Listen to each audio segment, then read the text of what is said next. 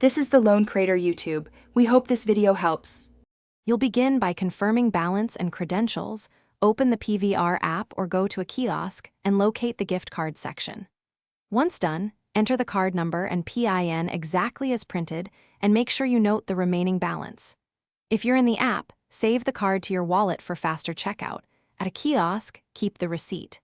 This avoids surprises at payment and lets you proceed to seat selection without delay. You now choose your movie, showtime, and seats. Confirm the total cost so you know how much the gift card must cover.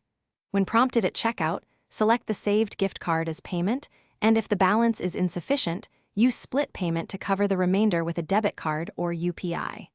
Also, apply any promo codes before paying to avoid losing a discount. Once you authorize payment, the app will deduct the amount and send e-tickets to your phone. Finish by presenting your e-ticket or booking reference at the counter. The balance will be reflected on your receipt, so keep it for future use. If the gift card is declined, first re-enter the card number and PIN carefully, then try a different device or the kiosk. If it still fails, contact PVR support with the card details and screenshots. For balance mismatches, review the transaction history and escalate with clear evidence to get a resolution quickly.